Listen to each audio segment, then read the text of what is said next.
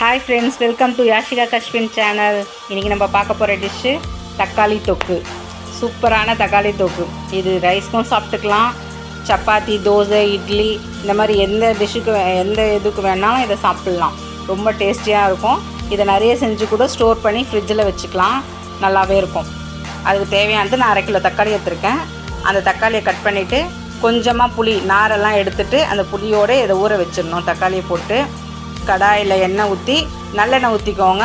இது நல்லெண்ணெய் செஞ்சால் ரொம்ப நல்லாயிருக்கும். நல்லா காஞ்ச பிறகு அந்த ஊற வச்சோம் இல்லையா புளியும் தக்காளியும், அது ரெண்டத்தையும் போட்டு உப்பும் சேர்த்து நல்லா வதக்கிக்கணும். உப்பு சேர்த்து போட்டோம்னா சீக்கிரமாகவே தக்காளி வதங்கிடும்.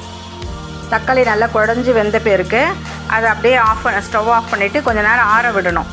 ஆற விட்டுட்டு மிக்ஸியில் இந்த அளவுக்கு நல்லா குழஞ்சி வேகணும்.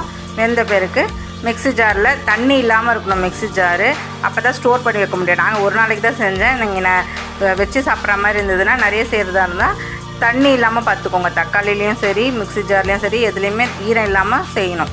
அப்போ தான் அது ரொம்ப நாளைக்கு ஸ்டோர் ஆகும். மிக்ஸி ஜாரில் போட்டு நல்லா ஃபைன் பேஸ்ட்டாக கிரைண்ட் பண்ணிக்கணும். இப்போ தாளிக்கிறதுக்கு ஒரு கடாயில் கடுகு, கருவேப்பிலை, காஞ்ச மிளகாய் 2, பூண்டு ஒரு 4-5 பல் பூண்டை தட்டி போட்டுக்கோங்க. அப்போ தான் அதோடய டேஸ்ட் நல்லாயிருக்கும். எல்லாத்தையும் போட்டு நல்லா வதக்கிட்டு அந்த அரைச்சி வச்சோம் இல்லையா தக்காளி பேஸ்ட்டு, அதையும் போட்டு நல்லா கிளறணும். தண்ணிலாம் ஊற்றக்கூடாது, அந்த எண்ணெயிலே தான் கிளறணும். மிளகாத்தூள் 2 ஸ்பூன் போட்டுக்கோங்க. நான் 1/2 கிலோ தக்காளிக்கு 2 ஸ்பூன் போட்டுக்கிறேன். நீங்கள் நிறைய எடுத்திங்கன்னா அதுக்கேற்ற மாதிரி போட்டுக்கோங்க. நல்லா கிளறுங்க. அந்த எண்ணெயிலே கிளறணும். நம்ம இப்போ கிளறும் போது அந்த எண்ணெய் பிரிஞ்சு வரும். அப்போ வெந்தயத்தை லைட்டாக வறுத்துட்டு, நான் 1 ஸ்பூன் வெந்தயம் எடுத்துருக்கேன். லைட்டாக வறுத்துட்டு இடித்து பொடி செஞ்சு போட்டுக்கோங்க. இதுதான் மெயின் இது. அதுக்கப்புறம் பெருங்காயத்தூள். இது 2 தான் மெயின் இதுக்கு, இந்த டிஷ்ஷுக்கு. அதுதான் ரொம்ப நல்லா டேஸ்ட் கொடுக்கும். நல்லா கிளறிக்கோங்க. கடைசியாக ஃபைனல் டச்சாக 1 ஸ்பூன் நாட்டு சர்க்கரை இல்லைன்னா வெல்லம் சேர்த்துக்கோங்க. சேர்த்துட்டு நல்லா கிளறிக்கிட்டே இருக்கணும்.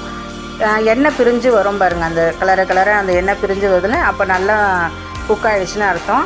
இந்த மாதிரி ஸ்டேஜில் நல்லா ட்ரை பண்ணிவிட்டு நல்லா தொக்கா வச்சு சாப்பிட்டிங்கன்னா கெடவே கெடாது. ரொம்ப நல்லாயிருக்கும். டேஸ்ட்டும் நல்லாயிருக்கும். செஞ்சு பார்த்துட்டு எப்படி இருக்குதுன்னு கண்டிப்பாக கமெண்ட்ஸில் சொல்லுங்கள். ரொம்ப டேஸ்டியான டிஷ் இது. கண்டிப்பாக ட்ரை பண்ணுங்கள்.